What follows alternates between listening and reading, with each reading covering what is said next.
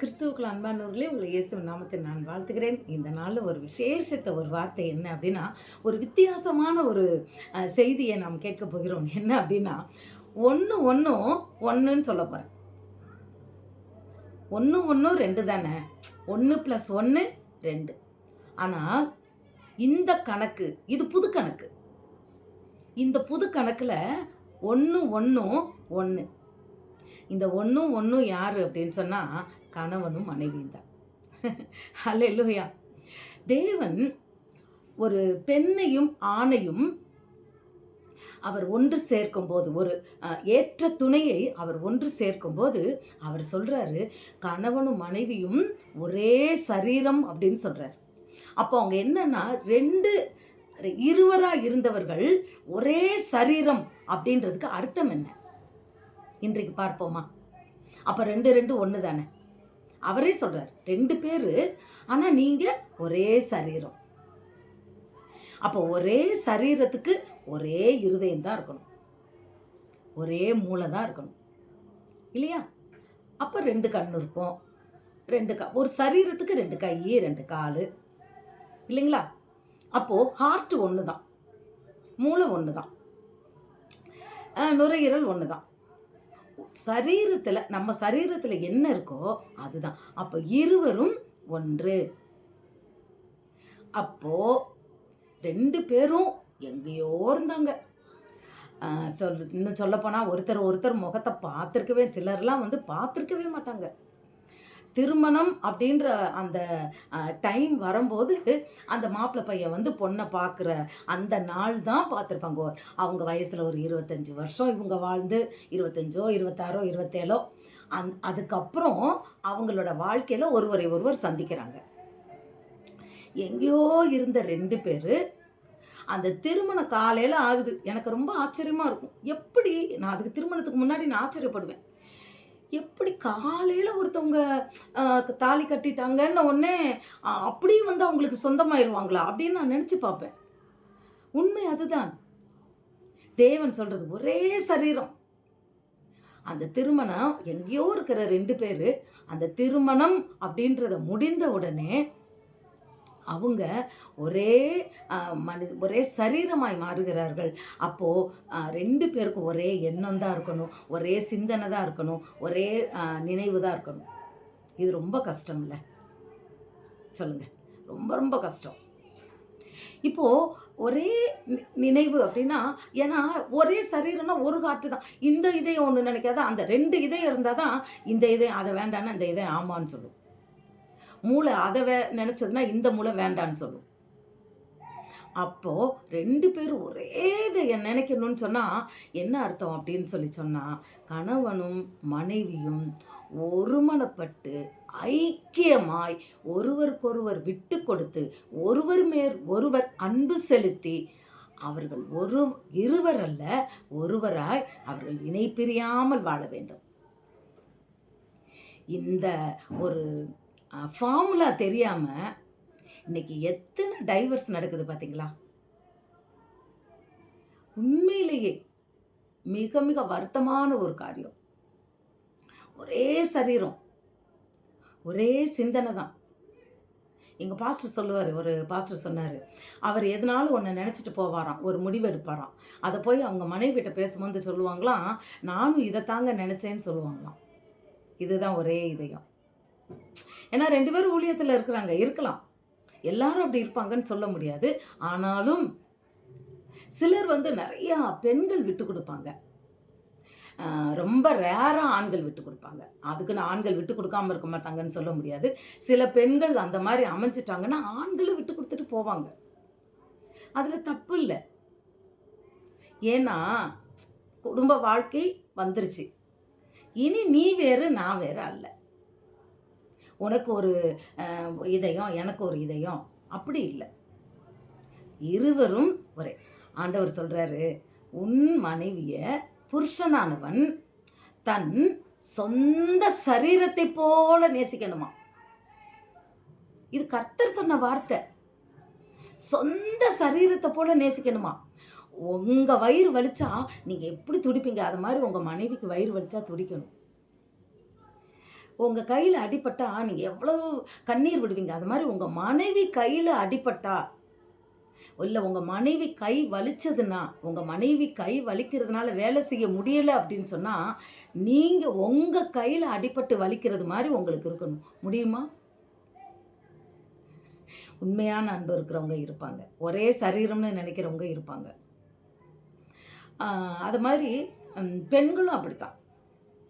என் கணவர் அவர் சொன்னா நான் செய்வேன். ஏன்னா கணவர் வந்து என்ன சொல்றாங்க தெரியுமா? சரீரத்துக்கு தலையா இருக்கிறான். இப்ப ஒரே சரீரம்னு சொல்றதுல என்ன சொல்றாங்க? கணவன் புருஷனானவன் தன் மனைவியின் சரீரத்துக்கு அவன் தலையா இருக்கிறானா. குடும்பத்துக்கு தலைவன் சொல்றாங்கல்ல, தலைவன் தலைவி. இப்போ வந்து இதுல என்ன வருது? ரேஷன் கார்டில் என்ன போட்டிருக்காங்க? குடும்ப தலைவன் தானே கேட்குறாங்க. கரெக்டு தான், அவர் தான் தலைவன். குடும்பத்துக்கு மாத்திரம் இல்லை, அந்த மனைவிக்கும் அவர் தான் தலைவன். அந்த மனைவி அந்த தலைக்கு கீழே அடங்கி இருக்கிற சரீரம். அப்போது தலையில் தான் என்ன இருக்குன்னா, மூளை இருக்குது, கண் இருக்குது, வாய் இருக்குது, காது இருக்குது. அப்போது இந்த மூளை என்ன சொல்லுதோ அந்த வாய் பேசுகிறத கை என்ன செய்யும்.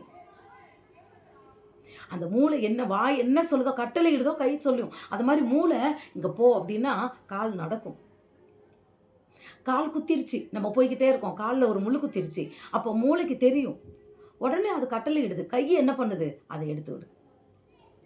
இது போல்தான் கணவனும் மனைவியும் ஒரே சரீரம், பொண்ணும் ஒன்று அப்படின்ற வாழ்க்கை இருந்தால் இப்படித்தான் வாழ முடியும், வாழணும். கணவன் சொல்கிறத மனைவியானவள் எல்லா விஷயத்திலையும் இப்படி. ஆனால் அந்த கணவன் எப்படி இருக்கணும்? நல்ல ஒரு தேவனுடைய நீதிமானாய். நான் நினைப்பேன், ஆபிரகாம் நீதிமானா இருந்ததுனால ஆபிரகாம் சொன்னதெல்லாம் அந்த மனைவி செஞ்சாங்க.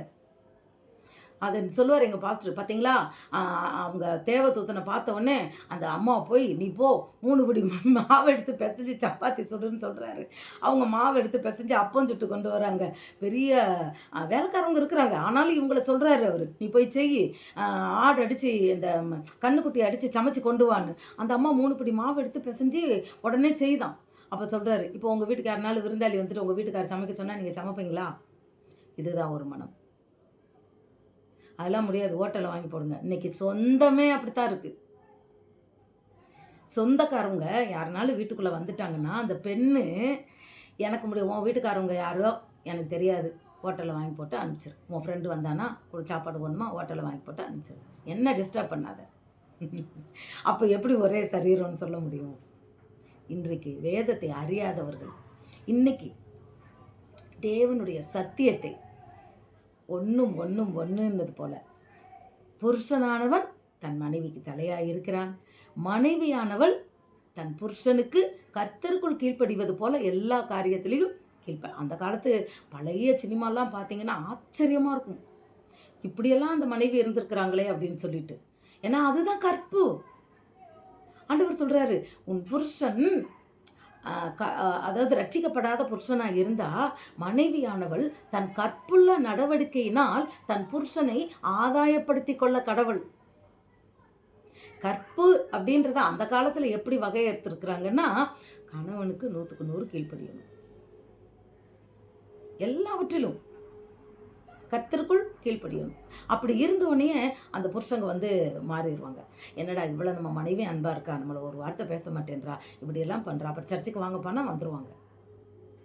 ரட்சிக்கப்படாத கணவரை நாம் கொண்டிருக்கும் போது, என்னோடய வாழ்க்கையிலையும் இதை மாதிரி நான் மாறின பிறகு தான் என் வீட்டுக்காரர் வந்தார். அது வரைக்கும் அவருக்கு தெரியாது, அவர் இந்து, அதனால் வரலை. ஆனால் நான் தெரிந்து கொண்ட பிறகு நான் என்னோடய பாஸ்டர் சொன்னார், அம்மா உன் முகத்தில் இயேசுநாதரை பார்த்தாதாம்மா உன் வீட்டுக்காரர் சர்ச்சுக்கு வருவார்னார்.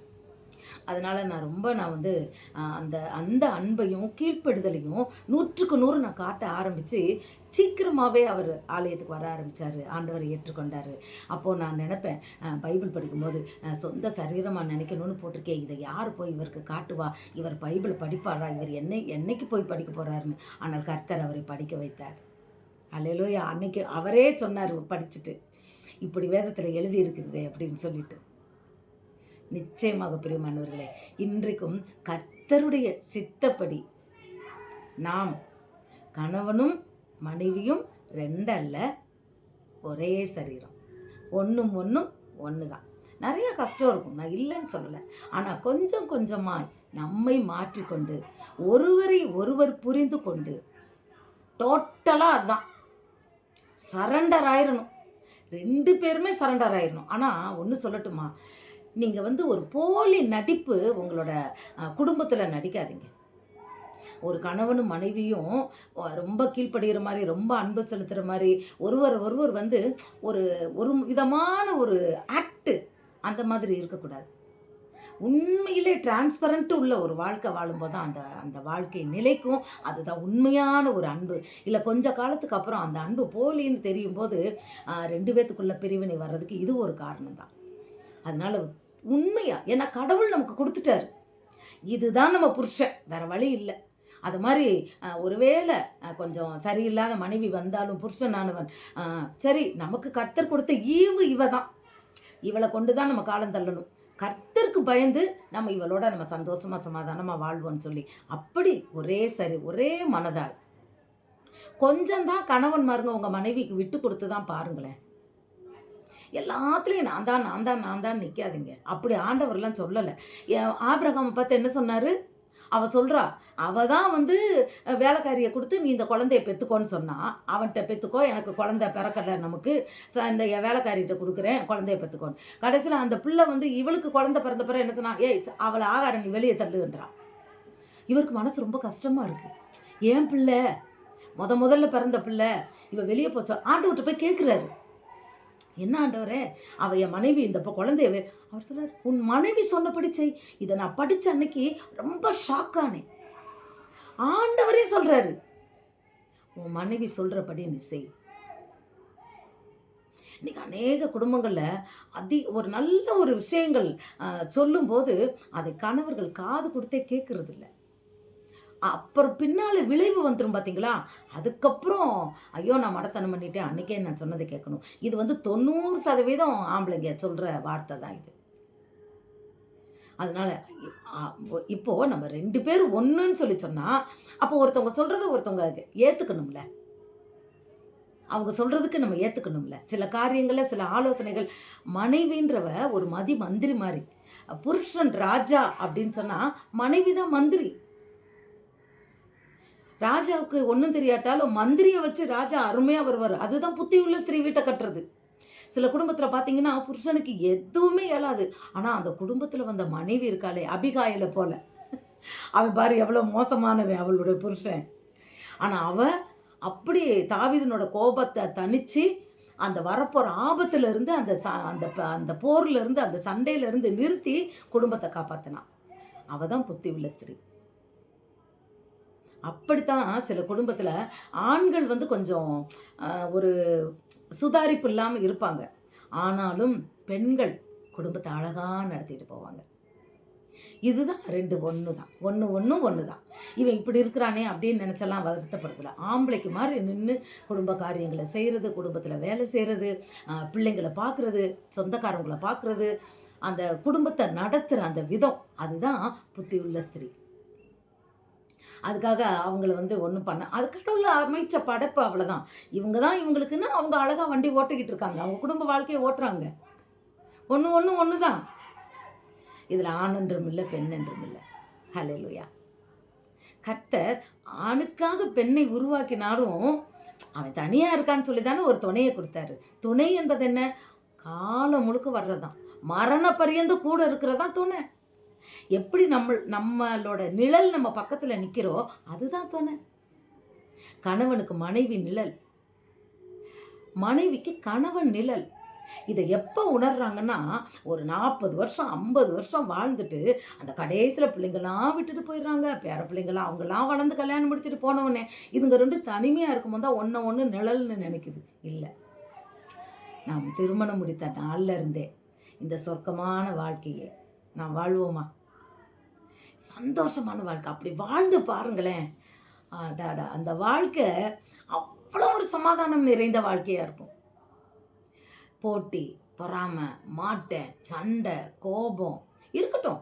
சின்ன கோபம் வராமல் இருக்காது. வந்தால் சாயந்தரத்துக்குள்ளே அது போயிடணும். அது அப்படியே நீடிச்சிருந்து 1 வருஷம் சிலர்லாம் பார்த்தீங்கன்னா பொண்டாட்டிமாருங்க 1 மாதம் புருஷனோட பேச மாட்டேன்பாங்க. இது 2 ஒண்ணா இருக்காது. இந்த 2 இன்னும் 4ஆ கூட போயிரும். இல்லையா? தப்பு தானே! சண்டை போட்டு பிரிஞ்சு போயிட்டாங்கன்னா, அவங்க ஒருத்தன கட்டிட்டு போயிடுறாங்க, இவங்க ஒருத்தன கட்டிட்டு போயிடுறாங்க. அப்ப 2 ஒண்ணுன்னு இல்லாம அது 4ஆ போயிருது. இப்படி நடக்குது பிரியமானவர்களே! நான் பொய் சொல்லல. இவங்க ஆரம்பத்தில டைவர்ஸ் பண்ணாங்கன்னா என்ன பண்றாங்க? 1ன்னு நம்ம சொல்றோம். அவங்க 2 பேரும் வர்றாங்க. இது டைவர்ஸ் பண்ணிட்டு இன்னொரு ஆள கட்டிக்கிடுது. அது டைவர்ஸ் பண்ணி இன்னொரு பொண்ண கட்டிக்கிது. அப்ப 4 ஆயிருதுல்ல. தேவனுக்கு பிரியமில்லாத காரியம். அதனால உண்மையில ஒருவரை ஒருவர் விட்டு கொடுத்து அட்ஜஸ்ட் பண்ணி வாழ்க்கைன்றதே என்ன சொல்றது? விட்டு கொடுத்து போறது தான். அன்பு தான். நீங்க எதிர்பார்க்காத அன்பை செலுத்தும் போது தான் அந்த வாழ்க்கை இனிக்கும். அது கணவனா இருந்தாலும் சரி, மனைவியா இருந்தாலும் சரி. எதிர்பார்க்காத அன்பு. நான் என்ன செஞ்சா இவ இப்படி பண்ணணும், இதை செய்யணும் இல்ல. சில ஆண்களுக்கு என்ன செய்யும், வாழ்ந்து நல்லா அவங்க வாழ்க்கை முழுக்கும் விரட்டி அதிகாரம் பண்ணி வாழ்ந்திருப்பாங்க. உடம்பு சுகமில்லன்னு விழுந்தவொடனே தான் மனைவியோட அருமை தெரியும். அப்புறம் ஒரேடியா சரண்டர் ஆயிடுவாங்க. சில காலத்துல ஆரம்பம் முதலே இருவரும் சமம் என்பதை நினைத்து, இருவரும் ஒருவர், நான் சமம்னு கூட நான் சொல்லல, இருவரும் ஒருவர் என்பதை புரிந்து கொண்டு திருமண வாழ்க்கையை சந்தோஷமாய், ஆனந்தமாய், மகிழ்ச்சியாய் வாழ்வதற்கு ஒப்பு கொடுப்போமா? நிச்சயமாக இது ஆனந்த வாழ்க்கை. ஒன்றும் ஒண்ணுதான். இன்னைக்கு யாராவது இந்த வீடியோ பார்க்குறவங்களுக்கு உங்கள் கணவர் மேலேயோ இல்லை கணவருக்கு மனைவி மேலேயோ கோபம் இருந்தால் எல்லாத்தையும் விட்டுருங்க, மன்னிங்க. உங்கள் குடும்பத்தில் இருவர் ஒருவரா, இனி நம்ம 2 பேர் இல்லைம்மா, ஒருவர் தான் வாழ்ந்து பாருங்க. நிச்சயமாக உங்கள் வாழ்க்கை உங்களுக்கு மட்டும் இல்லை, அநேகருக்கு ஆசீர்வாதமாக இருக்கும். God bless you.